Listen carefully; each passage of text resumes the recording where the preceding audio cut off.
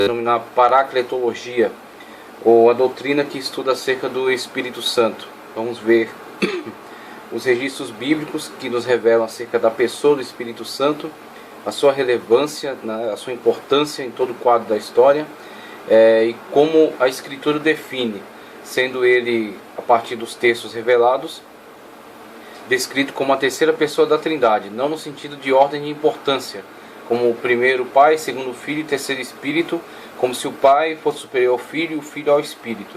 Não, isso aí na verdade é uma limitação da linguagem humana, esse uso de primeiro, segundo e terceiro, que colocam estes termos como se estivessem falando de algo que fosse superior, uma ordem de superioridade. Mas na verdade o que temos é que o Pai, o Filho e o Espírito são Deus, tá certo? O Espírito é plenamente Deus, o Filho é plenamente Deus e o Pai é plenamente Deus, não constituindo por isso três deuses, mas sim um só Deus, porque são três pessoas e uma essência.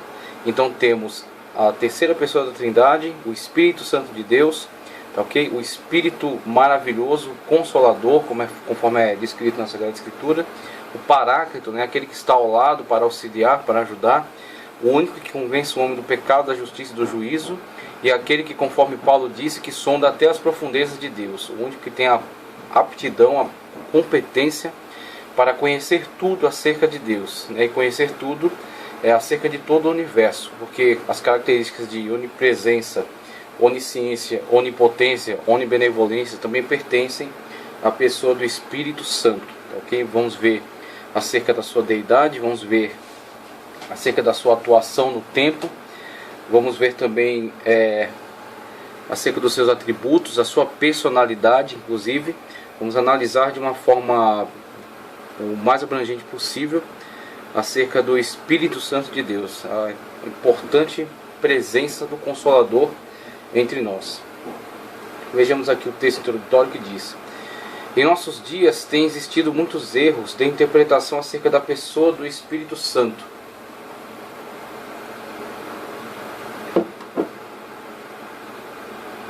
O nosso desejo é que o próprio Espírito Santo lhe ajude a ver o Espírito detrás das letras, para a sua evolução espiritual em demanda dele. E é isso que é fundamental do nosso aprendizado, é saber que quando nós, numa postura de humildade, na certa de santificação, nós nos colocamos diante da Sagrada Escritura e paginamos, lemos, estudamos, analisamos as Sagradas Escrituras, buscando conhecimento acerca de Deus, quem está ao nosso lado para nos conduzir nesse conhecimento é o Espírito Santo. Quando nós dobramos nossos joelhos para clamar a Deus, para entregar diante dele todo o nosso ser, para pedir perdão pelos nossos pecados, para interceder pelos nossos amados, quem está conduzindo nossa oração é o Espírito Santo de Deus, porque nós não sabemos pedir aquilo que é necessário para nós, mas o Espírito de Deus, por meio de nós, nos faz chegar diante de Deus e solicitar da forma correta a Deus aquilo que nós necessitamos. Então o Espírito Santo de Deus, que conhece a nós mesmos, conhece a nós melhor do que nós mesmos podemos conhecer, porque entende de uma forma plena acerca de todas as nossas competências e deficiências, inclusive aquele que zela pela nossa espiritualidade, aquele que é o selo da promessa, por meio do qual nós temos garantia de vida eterna, se temos o Espírito de Deus conosco, se sentimos a sua presença, se somos conduzidos pela sua lei. Sabia que o Espírito Santo de Deus é uma lei em nós, e é uma lei com uma característica muito superior às quaisquer legislações positivadas, escritas no papel, sistematizadas, porque o Espírito Santo de Deus, ou nomos tu pneuma, conforme Paulo aborda em Romanos, é uma lei que está escrita nos nossos corações, cumprindo-se a profecia, conforme o Senhor usou pela boca de Jeremias, dizendo que tirarei, removerei o coração de pedra e colocarei um coração de carne, no qual escreverei a minha lei. Isso se cumpre na minha e na sua vida quando nós temos o Espírito de Deus dentro de nós, a nos guiar, a nos orientar no processo de santificação, arrependimento do pecado, conscientização acerca do juízo e da justiça de Deus. Tá certo? E somos então conduzidos à presença de Deus em santidade.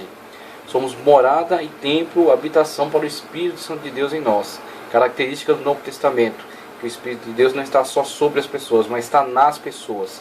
Então temos aí dentro de cada um, individualmente, com uma manifestação teofânica, o que era visto apenas externamente no passado, no Antigo Testamento, nas eras pré-Pentecostes, o que era visto apenas externo, né, a esses que vislumbravam, né, esses eventos, que tinham o privilégio de vislumbrá-los, as teofanias de Deus, as grandes manifestações de Deus, como para Isaías, para Ezequiel, né, vemos aí esses grandes homens de Deus, Daniel, vendo essas manifestações. Isso acontece agora individualmente dentro de cada ser que recebe em si o Espírito Santo de Deus e se deixa conduzir pela sua palavra. Deus se manifesta dentro dele.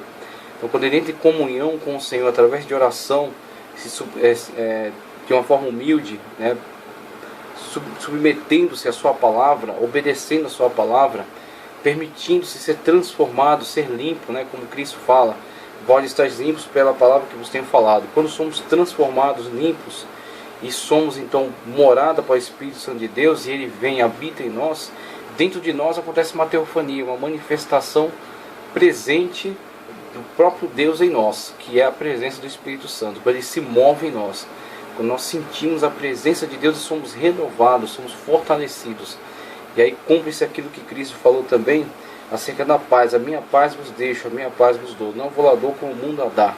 Porque nós temos uma paz que é diferente da paz que o mundo tem, porque a paz do mundo está estribada em certas garantias materiais, de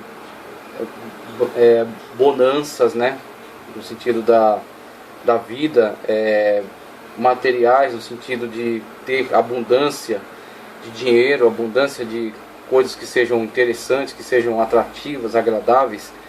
Todavia, se estas faltam, se ele se sente excluído dessas coisas, a sua paz se vai junto com elas.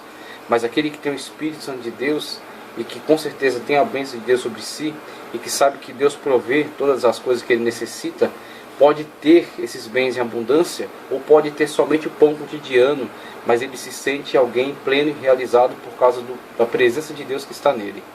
Então não é que ele se dá ao comodismo, mas ele tem uma força que não está ligada, não tem a sua fonte em coisas externas.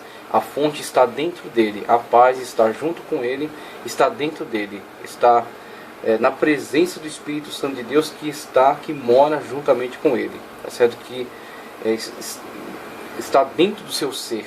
Então o Espírito Santo de Deus, a pneumatologia, ela se esforça em analisar todo o conteúdo bíblico, todas as manifestações bíblicas que nos descrevem a pessoa bendita do Espírito Santo. Qual é a sua importância, a sua relevância, tá certo? O seu poder, e tentar ver um pouco da sua grandiosidade, porque certamente não seria possível, de tão profundo e tão complexo que é o Espírito Santo de Deus. Mas nos propomos a estudar um pouco acerca desta pessoa bendita, essa pessoa maravilhosa que está junto conosco. Tais erros são mais densos em relação à sua personalidade, às operações e às suas manifestações, pois muitos eruditos, até mesmo bem intencionados, têm se equivocado em seus pontos de vista concernente à terceira pessoa da Trindade, o Espírito Santo. O Espírito Santo não aparece nas páginas da Bíblia se revelando de uma forma tão pessoal quanto o Pai e o Filho. No entanto, isso não significa que ele não seja uma pessoa. A sua manifestação é tão sutil que somente alguém que tem uma vida pura de comunhão com Deus é que pode compreender. Ele aparece nas páginas da Bíblia desde Gênesis até Apocalipse. Ao longo de toda a revelação bíblica, nós temos a presença do Espírito Santo de Deus e a sua atuação. Inclusive, já de antemão, nos colocando aqui contra as teses levantadas por alguns estudiosos, como ele disse aqui, nem sempre mal intencionados, né? Mas às vezes apenas equivocados em algumas interpretações, e principalmente em algumas conclusões. Alguns estudiosos que se posicionam de forma descontinuista ou cessacionista. Descontinuista no sentido de dizer que o Espírito Santo de Deus em algum momento não atuou na história humana.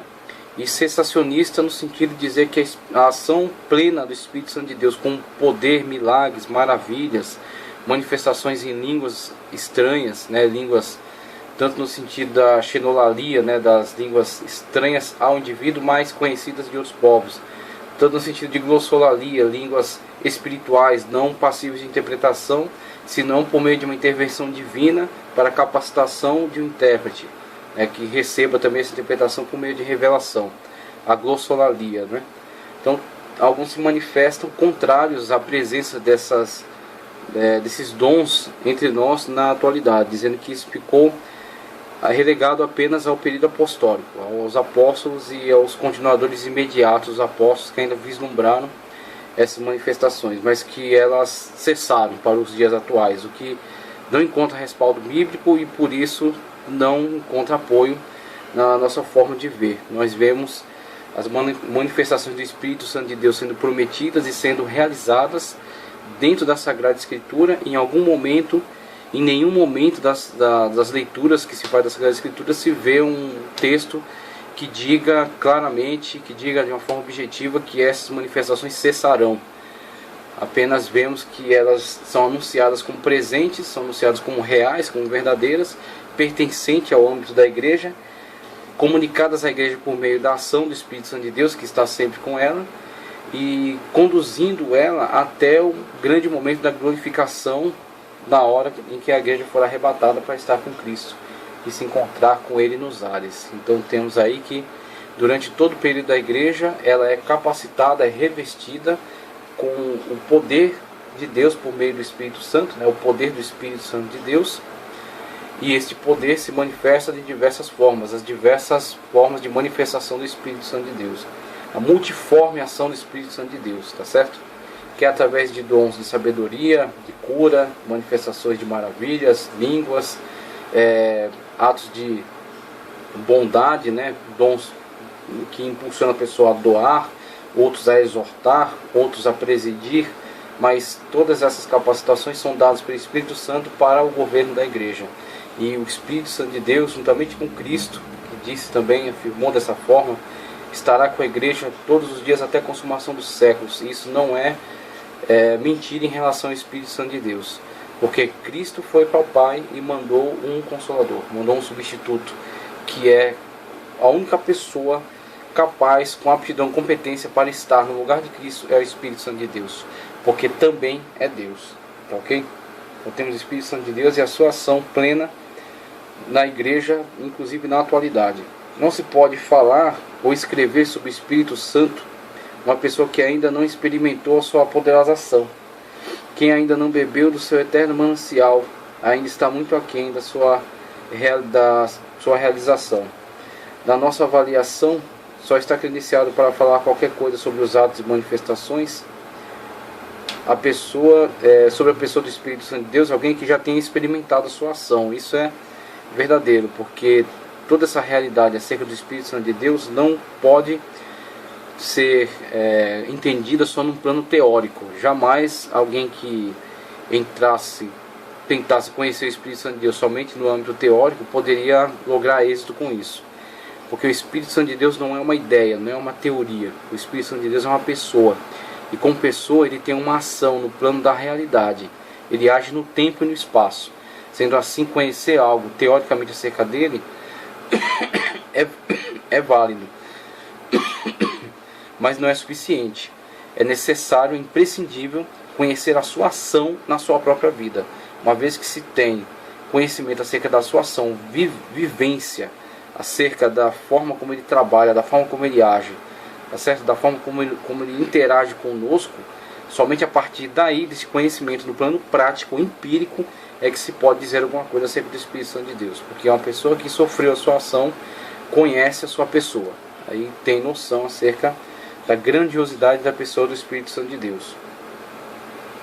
Fico admirado com certos escritores que têm escrito sobre o Espírito Santo, mas que não tiveram nenhuma experiência devida com ele. Tais escritores erram mais do que acertam, porque eles caminham num terreno puramente analítico e mental. E o Espírito Santo de Deus não pode ser compreendido apenas pelos meros expedientes da inteligência. É necessário o homem experimentá-lo pelas faculdades da alma e do espírito. A inteligência dá luz, mas não pode dar força. A análise intelectual vem de uma zona e o poder espiritual vem de outra. Ninguém pode entender o Espírito Santo se o mesmo não lhe revelar a sua estupenda grandeza e realidade. Mas isso só é possível quando o homem cria nele uma condição propícia para o Espírito Santo, para que o Espírito Santo venha atuar em sua vida. E a exigência do Espírito Santo, como seu próprio nome assim o qualifica, ele é espiritual e ele é santo. Então ele atua de uma forma espiritual, e uma forma espiritual não significa uma forma... não significa uma ação espiritual, não pode ser entendida como algo que não interfere no plano material. Não pode ser entendida simplesmente como algo idealístico, como se fosse algo metafísico, apenas uma ideia e não um ser real, presente na realidade, atuante na realidade. Espiritual sim, porque ele está acima da matéria. Ele deu origem à matéria, inclusive, né? O Espírito Santo de Deus estava no ato criador. O Pai, o Filho e o Espírito. O Pai que determina a ordem, o Filho que é a palavra criadora, a palavra que deu origem a todas as coisas. Tudo foi criado por ele, sem ele nada que foi feito se fez, como disse João. E o Espírito Santo de Deus que movimentava toda a criação, tirando-a do caos. O Espírito de Deus se movia sobre a face das águas, como a gente vai ver melhor daqui a pouco.